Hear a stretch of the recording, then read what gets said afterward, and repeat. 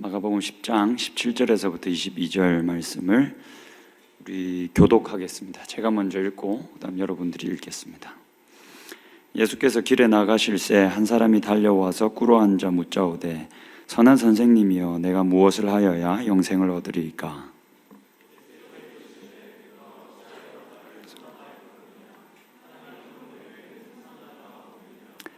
내가 계명을 안 하니 살인하지 말라, 간음하지 말라, 도둑질하지 말라, 거짓 증언하지 말라, 속여 빼앗지 말라, 내 부모를 공경하라 하였느니라.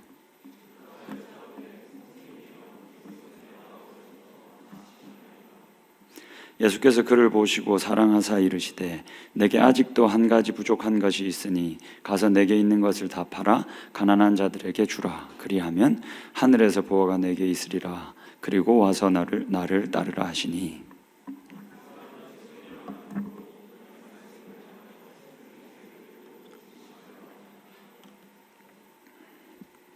여러분 반갑습니다. 어떻게 잠들은 많이 좀 잤습니까? 거의 죽은 사람들처럼 잤을 것 같긴 한데 저도 잘 쉬었습니다. 여러분들 수련회 마치고 어떠셨는지 모르겠습니다. 저는 수련회 마치고 돌아가는 길에도 그렇고 집에서도 그랬고 이렇게 찬양이 계속 제 입술에 맴돌더라고요. 한 찬양, 제가 이제 수련회 때 은혜를 많이 받은 찬양이 있는데 그 찬양이 계속 제 입술에 이렇게 맴돌아가지고, 원래 제가 하나 꽂히면 찬양 같은 경우는 그걸 계속 부릅니다. 그래서 옆에 있는 사람들이 힘들어합니다. 집에 가서도 계속 그 찬양을 혼자 흥얼흥얼 했더니 저희 딸아이가 듣다 못해 아빠 그만 좀 해, 은혜 받은 건 알겠는데 이거 너무하잖아 라고 얘기하더라고요. 그때 제가 느꼈습니다. 하나님의 나라는 어린아이와 같은 자들의 것이지 어린아이의 것은 아니구나. 그래서 제가 이게 하도 이제 핀잔을 줘서 사우나를 갔습니다. 제가 항상 선교나 수련회 마치면 무조건 사우나를 갑니다. 갔는데도 이렇게 계속 하는데도 그 찬양이 계속 제 입에서 흥얼흥얼 거리더라고요. 이게 주저주저 계속 나오더라고요. 그러면서 사실 오늘 예배 이 찬양 시간이 너무너무 기대가 됐었습니다. 빨리 가서 또 같이 예배하면서 찬양하면 참 좋겠다 라는 생각을 했는데, 방금 찬양하면서 여러분 제가 무슨 생각을 했는지 아십니까? 만약에 여러분 우리가 늘 수련회 갔다 오면 이런 현상들이 있지 않습니까? 입에서 계속 찬양이 맴돌고 계속 찬양하고 싶고, 근데 이게 시간이 지나면 점점 또 잊혀져 가지 않습니까? 제가 찬양하다 그런 생각이 들었습니다. 만약에 예수 그리스도가 다시 오셔서 하나님의 나라가 진짜 온전히 임하면, 수련회 그 시간 동안 잠깐 내가 스치듯이 이렇게 만나는 하나님 나라 말고 예수 그리스도가 다시 오셔서 진짜 그 하나님 나라가 임하면 내가 평생을 이렇게 살 수도 있겠구나. 모든 시간 속에 그냥 내 입술 속에서 계속 찬양만 나오고 찬양하는 게 너무 좋고 너무 즐거운 그런 것들이 평생일 수 있겠구나 라는 생각을 방금 찬양하면서 했습니다. 우리가 아직은 하나님 나라가 임했지만 완전히 임한 것은 아니라 또다시 시간이 지나면 이런 감격과 또 우리 입술에서 있는 이런 찬양이 그칠지도 모르겠지만, 예수 그리스도가 다시 오시면 아마 내 입술 속에서 찬양만 맴도는 이런 삶이 평생이 될 수도 있다라는 기대와 그런 소망을 가지고 우리가 계속해서 예배하고 그렇게 찬양하고 살아갈 수 있으면 좋지 않을까라는 생각을 좀 했습니다. 마가복음으로 돌아가겠습니다. 저번 주 저희가 이제 설 명절에 끼어 있어서 참여를 못하신 분들도 있을 텐데, 지난주 말씀과 오늘 본문은 아주 깊게 연결되어져 있습니다. 그래서 같이 좀 연결해서 봐야 합니다. 여러분, 우리가 지난주 말씀을 통해서 하나님 나라는 누구에게 허락되어졌는가, 누가 하나님 나라에 들어갈 수 있는가에 대해서 이야기를 나눴습니다. 누가 들어갈 수 있다라고 했습니까? 어린아이와 같은 자, 그들이 하나님 나라 안에 들어갈 수 있다라고 말했습니다. 근데 이 어린아이와 같은 자들이 무슨 의미를 가지고 있었습니까? 당시에 어린아이들은 어떻게 인식되어져 있었습니까? 부모에게 완전히 의존적이고 완전히 종속되어져 있는 존재들로 인식이 되었습니다. 그러면 무슨 말입니까? 하나님 나라는 어린 아이와 같은 자들의 것이다 라는 말은 무슨 말입니까? 하나님의 나라는 우리의 어떤 의롭게 되기 위한 여러 가지 노력들, 섬김들, 봉사들 이런 것들이 차곡차곡 모여져서 들어갈 수 있는 나라가 아니라 그저 이 모든 일들을 이루시고 나에게 이 하나님 나라를 선물로 주신 그 하나님의 일하심을 전적으로 신뢰하고 전적으로 의지하고 전적으로 거기에 종속되어져서 살아가는 존재들에게만 허락되어진다라는 의미를 가지는 거죠. 여러분, 하나님 나라는 그런 사람들의 것입니다. 제가 이 부분을 계속 이제 고민하고 이렇게 보다가 발견한 이 부분 한 글귀가 있는데 이걸 보시면 여러분들이 더 잘 이해를 하실 수 있을 것 같아서 좀 가져와 봤습니다. 좀 띄워주시겠습니까? 여러분들이 한번 읽어 주시겠습니까? 같이 한번 읽겠습니다. 시작.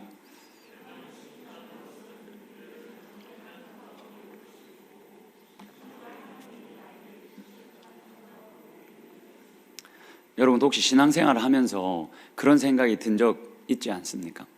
하나님 나에게 어떻게 이러실 수 있지? 내가 이만큼 했는데, 내가 이것도 하고 저것도 했는데 하나님 나한테 어떻게 이러실 수 있지? 라는 생각이 혹시 여러분 군인 휴가 나와서 왔네요. 환영합니다. 우리 어진이 왔네요. 박수 한번 주시죠. 미안합니다. 갑자기 너무 눈에 띄어가지고 그만. 네, 다시 보시죠. 여러분 그런 적 있지 않습니까? 이 하나님 나한테 어떻게 이러실 수 있지? 여러분 만약에 그런 생각을 여러분들이 가졌다면, 야 근데 오늘 올 거면 좀 일찍 와서 수련회를 오지. 하여튼 여러분 그런 생각을 여러분들이 만약에 가졌다면 여러분 이거는 기독교가 아닙니다. 여러분 신앙생활 하면서 앞으로도 이런 생각이 들 수도 있을지 모르겠습니다. 여러분 그런 생각이 들었다면 여러분들은 기독교의 진리에 이탈했다라고 보셔야 합니다. 내가 계명을 열심히 지킨다고, 그래서 봉사를 열심히 한다고, 그것으로 말미암아 내가 의로워진다라고 생각하면 여러분 우리는 하나님을 어떤 빚쟁이로 만드는 게 되고 맙니다. 여러분 이건 기독교가 아닙니다. 기독교의 진리가 아닙니다. 어린 아이와 같아져야 합니다. 이게 이 마가복음 10장에서 예수님이 우리들에게 주고 있는 가르침입니다. 근데 여러분 문제가 뭐냐면 이런 예수님의 가르침과 아주 상반되어져 보이는 예수님의 가르침이 또 성경에 기록되어져 있다라는 겁니다. 마태복음 5장의 말씀을 한번 보시겠습니까? 한번 띄워주시죠. 마태복음 5장 20절입니다. 예수님이 마태복음 5장에서는 이렇게 말씀하셨습니다. 내가 너희에게 이르노니 너희가 서기관과 바리새인보다 더 낫지 못하면 결코 천국에 들어가지 못한다. 여러분 무슨 말입니까?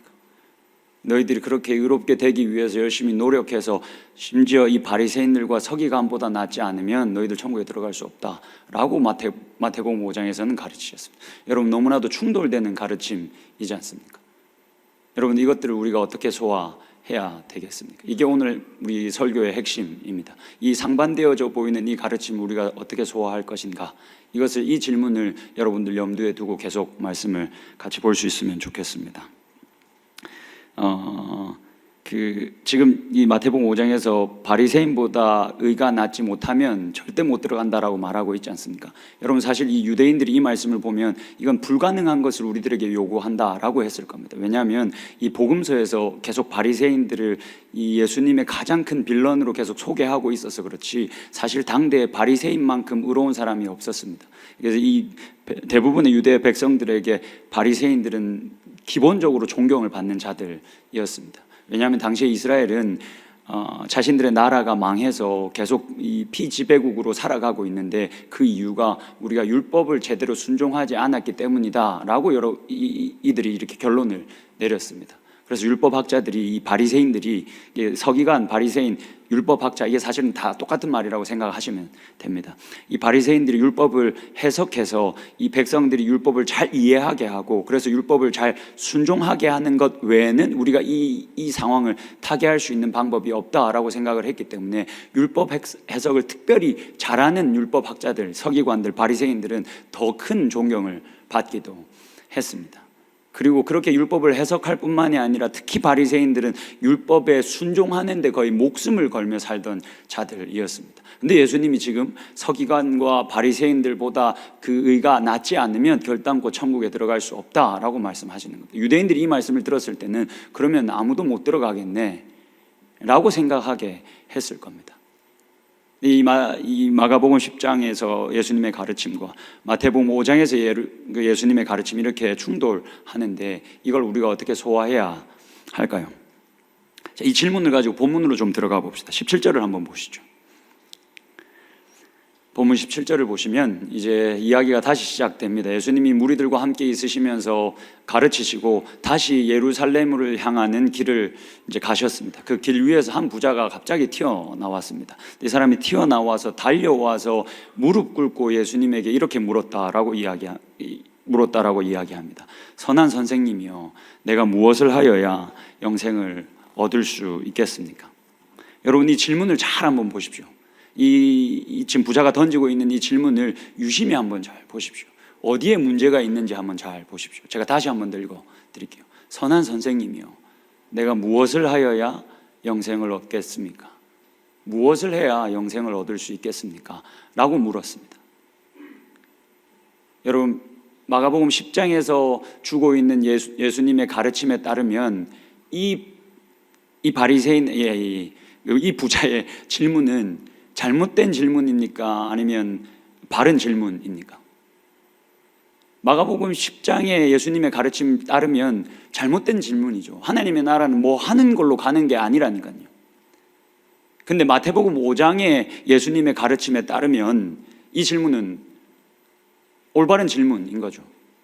그러면 우리가 서기관과 바리새인보다 더 나으려면 우리가 뭐 해야 되겠습니까? 라고 당연히 물어야 하니까요. 여러분들이 생각할 때 어떻습니까? 지금 이 부자의 질문이 올바른 질문입니까? 아니면 잘못된 질문입니까? 이 질문에 우리가 대답을 해보려면 지금 이 질문을 던지고 있는 이 부자의 심리 상태를 우리가 잘 쫓아가 봐야 합니다.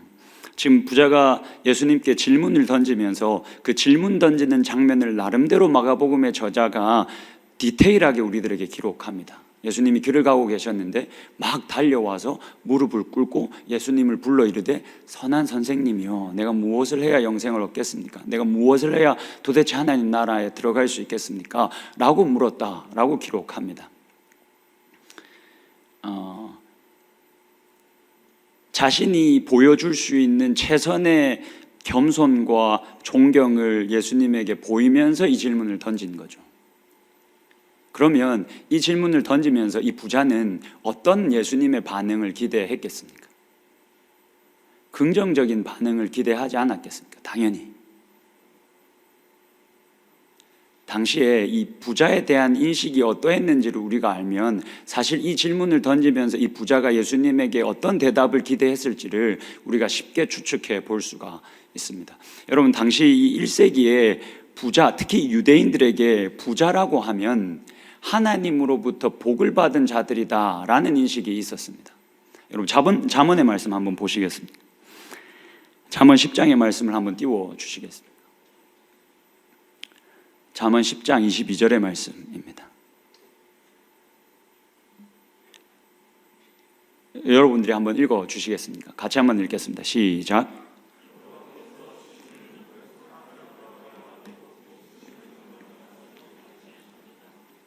유대인들은 이런 말씀을 근거로 해서 이 부자들은 하나님으로부터 복을 받은 자들이구나, 그렇게 하나님으로부터 복을 받고 그 누구보다도 하나님 나라에 가까이 있는 자들이구나 라고 생각을 했습니다. 이 부자들에게는 이런 이미지가 있었다는 겁니다. 네, 여러분, 마가복음 10장 우리 본문으로 돌아가서 25절과 26절, 오늘 이 이야기에 묶여져 있는 부분을 한번 보시겠습니까? 마가복음 10장 25절과 26절의 말씀을 한번 보시죠. 여러분, 성경으로 좀 보십시오. 낙타가 바늘길로, 이게 예수님이 먼저 하신 말씀입니다. 낙타가 바늘길로 나가는 것이 부자가 하나님 나라에 들어가는 것보다 쉬우니라 하시니, 지금 예수님이 하신 말씀입니다. 부자가 하나님 나라 들어가는 게 엄청 어렵다, 거의 불가능하다라고 이야기를 하고 계신 겁니다. 그러면 여러분, 이게 오늘의 주제는 아니기 때문에 그냥 좀 넘어가겠지만, 지금 예수님이 구약 성경을 곧대로 읽고 있는 겁니까? 아니면 어떤 다른 방법으로, 다른 방향으로 구약 성경을 읽고 있는 겁니까? 당시 유대인들은 구약 성경을 곧대로 읽어서 이런 잠언의 말씀이나 신명기의 말씀이나 이런 것들을 곧대로 읽어서 이 부자들을 보면 하나님으로부터 복을 받은 자들, 그래서 하나님 나라에 가까이 있는 자들이라고 인식하고 있었습니다. 근데 예수님은 구약 성경을 달리 읽었습니다. 구약 성경에 버젓이 그렇게 기록되어져 있는데, 부자는 하나님 나라 들어가는 것이 이만큼이나 불가능하다라고 이야기하십니다. 26절에 제자들의 반응을 한번 보시겠습니까? 26절을 보면 이렇게 제자들이 반응합니다. 제자들이 매우 놀라 서로 말하되, 그러면 누가 구원을 얻을 수 있겠습니까? 아니, 하나님으로부터 복을 받아서 하나님 나라에 굉장히 가까이 있는 이 부자들 아니면 도대체 누가 하나님 나라 안에 들어갈 수 있다는 말입니까? 그럼 뭐 아무도 들어갈 수 없겠네요.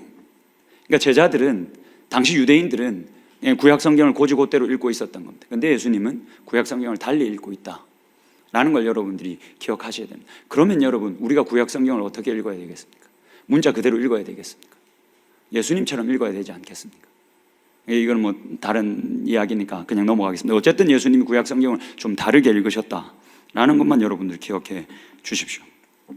자, 이런 인식이 있었으면 자기가 부자인 이 사람이 어떤 마음을 가지고 이 질문을 던졌겠습니까? 예수님에게 어떤 반응을 기대했겠습니까? 당연히, 너는 이것으로 충분하다. 너는 이미 여호와로부터 많은 복을 받았으니 이것으로 충분하다. 이것으로 족하다. 네가 더 이상 할 것은 없다. 심지어 자기에게 선한 선생님이여 라고 불러줬지 않습니까? 그 웃는 얼굴에 침을 어떻게 뱉겠습니까? 자신이 보여줄 수 있는 최선의 겸손과 존경을 담아 이렇게 예수님에게 질문을 했지 않습니까? 웃으면서 이렇게 질문을 던지고 있는데 이 사람 얼굴에 예수님이 어떻게 침 뱉겠습니까? 근데 놀랍게도 예수님이 그 웃는 얼굴에 침을 뱉어버리십니다. 한번 보시겠습니까? 19절 말씀입니다. 아니 18절입니다. 죄송합니다. 예수께서 이르시되 내가 어찌하여 나를 선하다 일컫느냐? 하나님 한 분 외에는 선한 이가 없느니라. 이렇게 웃는 얼굴에 예수님이 침을 뱉어버리시고 그 사람한테 이렇게 선을 그어버리시는 거죠. 그러니까 제가 볼 때는 예수님은 티가 확실합니다. 웃으면서 질문하는 거를 이렇게 그냥 사실 조금 이렇게 애둘러서 이렇게 해주셔도 되는데 왜 나를 선하다 말하느냐? 하나님 한 분 외에는 선한 사람이 없다라고 이렇게 해버리는 겁니다. 그러니까 여러분 한 번씩 제가 뭐 이렇게 좀 이렇게 목사님 왜 그렇게까지 말해요? 왜 이렇게 상냥하게 말하지 않아요? 왜 그러냐면 사실 제가 예수님을 열심히 따르려고 하다 보니까 이렇게 이런 거 아니 말이 그렇다는 거 아닙니까? 말이 그렇다는 겁니다. 예수님이 이게 완전 이게 티와 같은 모습을 보이시는 거죠. 근데 이 말씀을 여러분 곧대로 받으시면 안 됩니다. 예수님이 지금 나는 하나님과 같은 존재가 아니야, 나는 삼위일체 하나님이 아니야 라고 말하고 있는 게 아닙니다. 그냥 딱 이 어떤 기대를 가지고 질문하고 있는 이 사람에게 선을 딱 그어버리고 있는 겁니다. 네 질문이 잘못됐어. 네가 지금 나에게 접근하고 있는 이 방법이 잘못됐어. 거기 멈춰 서 있어 라고 이렇게 딱 선을 그어주고 계신 겁니다. 그러고는 예수님이 이어서 이제 19절의 말씀을 가지고 이어서 말씀하십니다. 근데 여러분 19절을 유심히 잘 봐야 합니다. 그냥 보면 안 되고 자세히 잘 봐야 합니다. 그리고 이 19절의 말씀을 우리가 같이 읽어볼 텐데 이걸 읽으면서 그냥 읽지 마시고 유대인들이 십계명에 아주 친숙했던 유대인들이 이 예수님이 십계명을 인용해서 하시는 말씀을 듣고 어떤 생각을 가졌을지, 어느 지점을 조금 이상하다라고 생각했을지 좀 이렇게 추측하면서 한번 읽어봐 주십시오. 이상한 점이 분명히 있습니다. 예수님의 이 십계명의 인용에 이상한 점이 분명히 있습니다. 그걸 한번 여러분들이 찾아보십시오. 19절의 말씀 같이 읽겠습니다. 시작.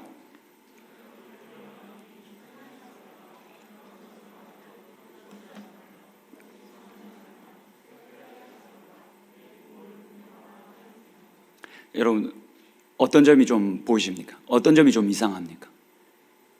혹시 발견할 수 있겠습니까?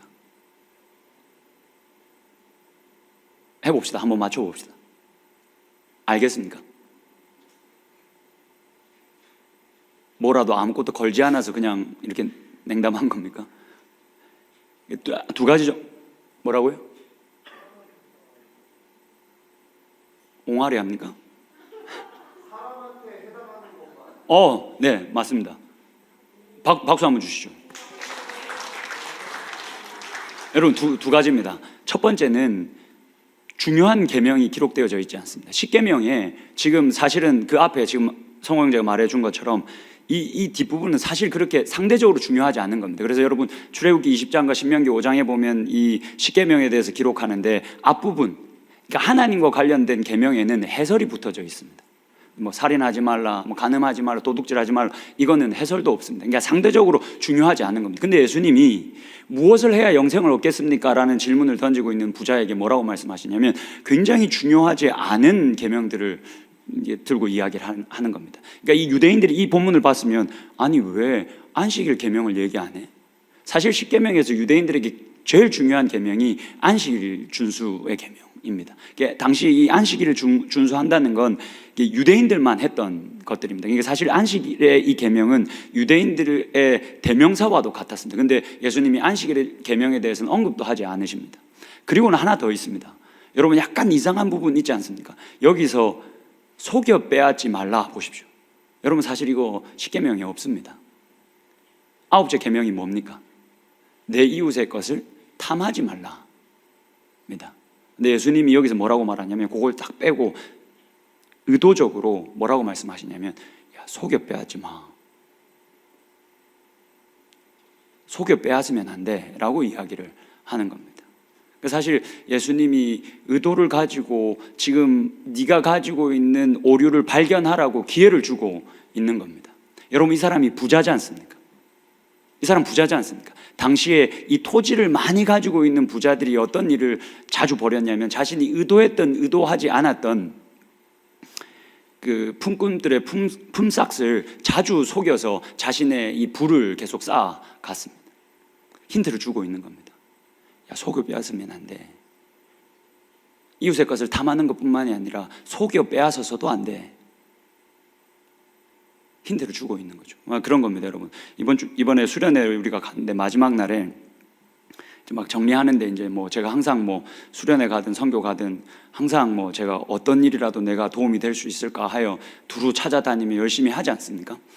그래서 마지막 날에 막 그렇게 두루 찾아다니며 또 막 내가 무슨 일을 열심히 하고 있는데 한 청년이 그러더라고요. 아, 목사님 좀 가만히 계세요. 그러더라고요. 그래서 아, 나를 위하는구나. 근데 그래도 나를 위해도 그래도 내가 또 뭐 실수있나 내가 또 해야지 하고 이렇게 하고 있는데 옆에 또 다른 청년이 부탁입니다 이렇게 하더라고요. 그 순간 그 얘기를 듣는데 진짜 나를 위하는 친구들이 점점 많아지는구나, 너무 감사한 일이다 라고 생각했는데 가만히 생각해보고 그 부탁입니다라고 말할 때 표정을 가만히 생각해보니까 아니 좀 가만히 계시라고요. 괜히 뭘 또 하다가 실수하거나 사고치지 마시고 우리가 해도 되니까 가만히 있으라고요 라는 메시지가 담겨져 있는 것 같더라고요. 그래서 제가 깨어 있어야 되겠다. 언제든지 나를 이렇게 잡아먹으려고 하는 사람들이 너무 많기 때문에 내가 항상 깨어 있어야 되겠다라는 생각을 했습니다. 지금 그런 겁니다. 사실은 의도를 가지고 예수님이 내 이웃의 것을 탐내지 말라를 살짝 바꿔가지고 속여 빼앗으면 안 돼. 그러면 이 말 듣고 이 부자가 머리가 좋았으면 바로 깨달았어야 됩니다. 내가 빠진 게 있구나 라는 걸 깨달았어야 됩니다. 근데 20절 보시겠습니까? 전혀 모릅니다. 20절 말씀을 보시죠. 그가 여짜오되 선생님이여 이것은 내가 어려서부터 다 지켰습니다. 그것들은 내가 어려서부터 안 지킨 게 하나도 없습니다. 다 지켰습니다. 여러분 빌립보서의 말씀 한번 보시겠습니까? 빌립보서 3장에 가면 그 바울이 자신이 그 그리스도인이 아니라 유대교인이었을 때 가지고 있었던 정체성에 대해서 다음과 같이 이야기합니다. 이 바울의 그리스도인으로서의 정체성을 말하는 게 아닙니다. 이전에 그렇게 회심하기 이전에 유대인으로서 어떤 정체성을 바울이 가지고 있었는지에 대해서 다음과 같이 바울이 이야기합니다. 여러분들이 한번 5절과 6절을 읽어주시겠습니까? 같이 한번 읽겠습니다. 시작.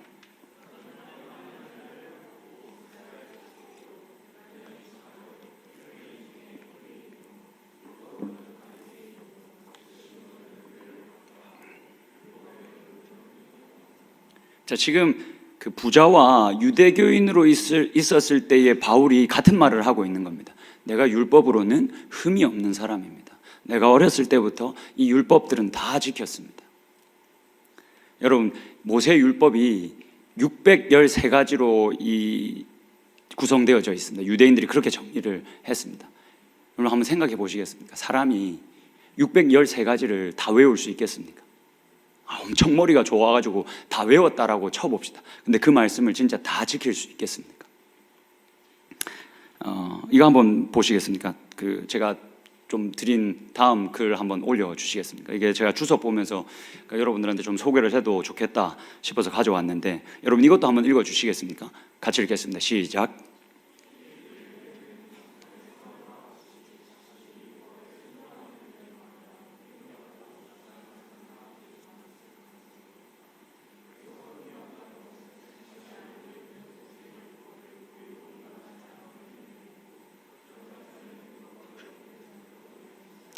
여러분 지금 그 부자나 그 회심 전에 바울이나 그 율법으로는 내가 흠이 없다, 율법의 의로는 흠이 없는 사람이다, 내가 어렸을 때부터 이것을 다 지켰다라는 말의 수준을 아시겠습니까? 내가 아는 만큼의 모세의 율법을 내가 의도적으로 어긴 적이 없으면 그 사람은 율법의 의로는 흠이 없는 자로 인식이 됐던 겁니다. 당시에. 다시 한 번 더 말씀드릴게요. 내가 아는 범위 내에서 613가지를 다 모를 테니까 내가 아는 범위 내에 있는 그 율법을 내가 의도적으로만 어기지 않았으면 그 사람은 율법에 흠이 없는 자로 인식이 되었던 겁니다. 그래서 부자도 그렇고 회심전의 바울도 이와 같이 이야기를 하고 있는 겁니다. 그러니까 다 알지도 못했을 뿐만이 아니라 고의냐 고의가 아니냐, 이게 굉장히 중요했습니다. 여러분 특히 모세오경의 율법을 보면 이 사람이 어떤 죄를 범했을 때 이게 고의냐 고의가 아니냐에 따라서 벌과 어떤 손해배상의 정도가 달랐습니다. 그러니까 이런 겁니다, 여러분.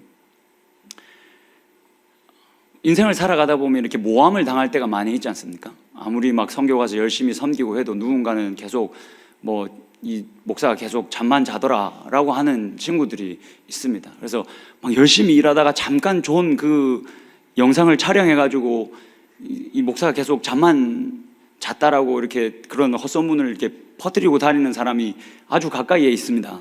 여러분, 그런 모함을 우리가 살다 보면 받기도 합니다. 근데 여러분 이걸 여러분들이 잘 한번 판단해 보십시오. 근데 그렇게 모함을 하는 사람과 제가 아주 좁은 공간에 같이 있다라고 생각해 봅시다. 근데 내가 이렇게 좁은 공간에 같이 있다 보니까 너무 가까이 있었는데 돌다가 어렴풋이 그 사람의 얼굴이 보여가지고 돌다가 나도 모르게 그 얼굴을 쳐버린 겁니다. 여러분 이거 고의입니까? 아니면 고의가 아닙니까? 이거 고의입니까? 고의가 아닙니까? 여러분 어떻게 생각하십니까? 나를 막 모함하고 나를 힘들게 하는 사람이 있었습니다. 그래서 아주 절묘하게 이 사람이 나에게 가까이 있어서 돌다가 그 얼굴을 쳐버렸습니다. 이거 고의입니까? 고의가 아닙니까? 고의가 아닙니다. 고의가 아닙니다. 실수입니다. 조심하십시오. 근데 여러분 이거를 이 당시 유대인들이 진짜 율법 학자들에게 가서 이렇게 물었습니다. 내가 어쩌다 보니 이렇게 살인을 저질렀는데, 어쩌다 보니 내가 이걸 가져와 버렸는데 이거 고의입니까? 고의가 아닙니까? 그거 고의인 것 같은데 진짜 고의가 아닙니다. 고의가 아닌 걸로 해석해 주십시오. 이런 일들이 실제로 있었습니다. 고의냐 고의가 아니냐, 이게 굉장히 중요했습니다. 여러분 이 말이 무슨 말입니까? 유대인들이 그것을 따지고 묻고 막 계산하고 있었다는 말은 무슨 말입니까? 다른 말로 하면 인간이 온전히 그 율법을 완전히 다 지키는 것을 통해서 의로워지는 것은 불가능하다는 말 아니겠습니까? 이게 불가능하니까 그 수준을 낮춰서 우리가 아는 범위 내에서 의도적이지만 않으면 괜찮아, 그렇게 우리는 의로워질 수 있어 라고 당시에는 이야기하고 있었던 거죠. 그렇게 낮은 수준으로 의로움을 가지고 내려와서 내가 어렸을 때부터 이것을 다 지켰습니다 라고 아주 당당하게 예수님 앞에 서 있는 부자에게 이 부자를 싹 코너로 몰아다가 강한 원투펀치를 예수님이 날립니다. 21절 한번 보시겠습니까? 본문 21절로 돌아가서 제가 읽어드리겠습니다. 예수께서 그를 보시고 사랑하사 이르시되 내게 아직도 한 가지 부족한 것이 있으니 가서 내게 있는 것을 다 팔아 가난한 자들에게 주라. 그리하면 하늘에서 보화가 내게 있으리라. 그리고 와서 나를 따르라. 속여 빼앗지 말라. 너 속여 빼앗는 것만으로도 너의 의로움이 완전해질 수 없어. 네가 의도했든 의도하지 않았던 그 품꾼들이 억울함을 느꼈다면 우리가 완전히 의로워질 수 있는 존재가 아니라는 방증이지 않니? 라는 힌트를 줬는데도 못 알아듣고 내가 어렸을 때부터 이것을 완벽하게 다 지켰습니다 라고 하는 부자에게 예수님이 말하는 거죠. 그렇다면, 진짜 그렇다면, 정말 네가 완전히 의로웠다면 네가 가지고 있는 그 모든 부를, 네가 쌓아온 그 모든 재물을 가난한 자들에게 나눠주면 나눠줘라. 그랬더니 이 부자가 어떻게 반응했습니까?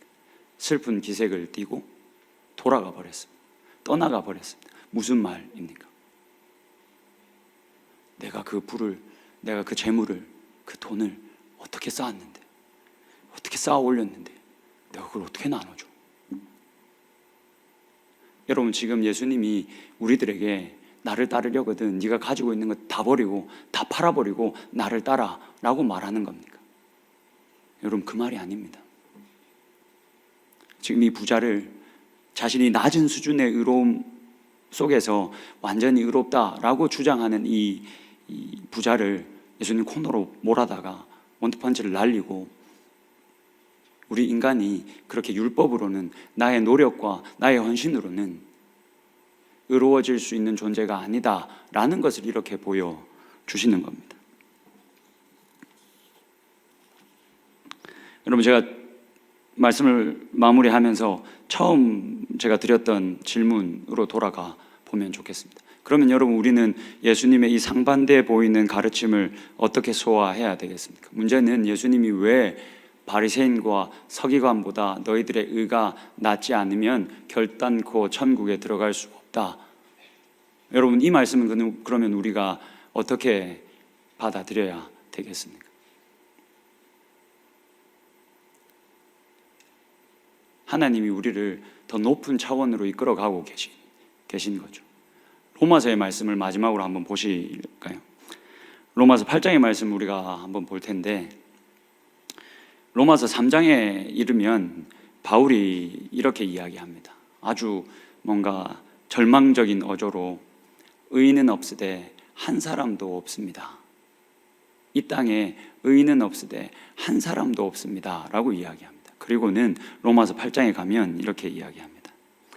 그러므로 이제 그리스도 예수 안에 있는 자에게는 결코 정죄함이 없습니다. 이 세상에는 단 한 사람도 의인이 없는데 그리스도 예수 안에 있는 자에게는 결코 정죄함이 없습니다. 예수 그리스도 안에 있는 자에게는 그 완전한 의로움이 허락되어졌습니다. 2절입니다. 이는 그리스도 예수 안에 있는 생명의 성령의 법이 죄와 사망의 법, 그 율법에서 너를 해방하였기 때문에 그렇습니다. 3절이 중요합니다. 율법이 육신으로 말미암아 연약하여 할 수 없는 그것. 그러니까 율법이 나쁜 게 아니라 이 율법을 제대로 지키고 살지 못하는 이 육신의 연약함 때문에 할 수 없는 그것을 누가 했다라고 말합니까? 하나님이 하셨다. 그러니까 우리가 율법으로, 나의 노력으로, 나의 어떤 열심으로 할 수 없는 그것을, 절대 할 수 없는 그것을 하나님이 해버리셨다. 곧 죄로 말미암아 자기 아들을 죄 있는 육신의 모양으로 보내어 육신의 죄를 정해버리시고 그렇게 우리를 완전히 의롭게 하셨다라고 이야기를 하는 겁니다. 우리는 어떻게 하나님 나라에 들어갈 수 있습니까? 예수 그리스도 때문에 우리가 그 나라 안에 들어갈 수 있고, 예수 그리스도 때문에 그 나라 안에서 완전히 의로운 자로 살아갈 수 있습니다. 여러분, 이게 하나님께서 우리를 위해서 하신 일입니다. 그 하나님의 나라는, 그러니까 내가 어떤 노력을 해서 하나님을 기쁘시게 하는 나라가 아닙니다.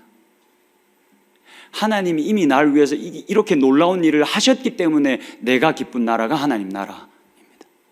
여러분들이 뭔가를 열심히 해서 하나님을 기쁘시게 하지 않으려고 해도 됩니다. 하나님이 이미 다 하셨습니다. 부족함 없이 완벽하게 다 하셨습니다. 그래서 우리가 해야 할 일은 그 나라 안에서 그것을 묵상하고 기억하고 찬양하고 노래하고 그저 감사합니다 라고 어린 아이와 같이 그저 주체할 수 없는 기쁨으로 그것을 받아들이기만 하면 됩니다. 이게 여러분, 이 그리스도인들에게 주어진 놀라운 특권입니다. 그것을 안고 살아가야 합니다. 이 말만 하고 우리가 같이 마무리하면 좋겠습니다. 이제 수련회 마지막에 한 친구가 저한테 그런 질문을, 가볍지 않은 질문을 하더라고요. 어떤 질문을 했냐면, 만약에 목사님이라면 어떻게 하시겠습니까? 아주 사랑하는 사람이 죽음의 기로에 서 있습니다. 목사님이라면 하나님께 기적을 일으켜 달라고 계속 매달려 기도하시겠습니까? 아니면 그냥 그 다음을 바라보고 그 영생을 바라보고 그냥 그걸 기대하면서 마음을 준비하시겠습니까? 목사님 어떻게 할 겁니까? 여러분들 어떻게 하시겠습니까? 내 사랑하는 사람이, 가족이 죽음의 기로에 서 있습니다. 그때 우리는 어떻게 해야 됩니까? 기적을 일으켜 달라고 기도해야 됩니까? 아니면 그 다음을 기대하면서 소망하면서 그 시간을 준비해야겠습니까? 두 개 다 해야 되지 않겠습니까? 아니, 두 개 다 할 수밖에 없지 않겠습니까? 내 사랑하는 사람이 어쨌든 이별하게 되는데, 육신을 떠나게 될 텐데 기적을 간구하며 기도하게 되지 않겠습니까? 근데 여러분, 참으로 신기하고 재밌는 게 뭐냐면 이 세상 사람들에게 기적은 아주 큰 일이지 않습니까? 기적이 일어난다는 건 죽을 것 같았던 사람이 갑자기 살아나고 안 될 것, 떨어질 것 같던 대학이 막 합격해버리고, 이런 기적들 우리들에게 너무나도 좋은 일이지 않습니까? 우리들에게 좋을 뿐만 아니라 믿지 않는 사람들에게도 너무나도 좋은 일이지 않습니까? 근데 여러분, 참 신기하고 놀라운 게 하나님께서 우리들에게 주셨다 라는 그 하나님의 나라, 그게 우리들 눈에 점점 선명하게 되면 어떤 일이 일어나는지 아십니까? 기적이 별게 아닌 게 됩니다. 기적에 목매지 않게 됩니다. 왜냐하면 하나님께서 완전히 다른 나라로 우리를 부르셨거든요. 그 기적은 이 세상에서만 기능하지 않습니까? 근데 여러분, 우리가 부름받은 이 나라가 그런 수준을 넘어서 있는 나라, 기적이 일어나지 않아도 아무 문제가 되지 않는 나라. 그래서 이사야 선지자가 하나님의 성산에는 어떠한 해함도 없고 상함도 없다라고 예언했습니다. 여러분, 우리가 부름받은 나라가 기적도 아무것도 아닌 나라인 거 아십니까? 우리가 그런 나라로 옮겨졌고 그 나라에 지금 우리가 살아가고 있습니다. 그 나라를 지금 맛보고 살고 계십니까? 그 나라 안에 계십니까? 기적이 아무것도 아닌, 이제는 기적에 매이지 않고 살아가도 되는 그 나라 안에 살고 계십니까? 바라기는 우리의 시간이, 함께하는 시간들이 더 많아지면 많아질수록 그런 하나님 나라를 보고 그 나라 안에서 살아가는 사람들이 한 사람, 두 사람, 세 사람, 그렇게 좀 더 많아지면 좋겠습니다. 그렇게 하나님 나라를 제대로 알고 깊이 이해하고 그 나라 안에 들어와서 사는 사람들이 더 많아질 수 있기를 주님의 이름으로 축복합니다.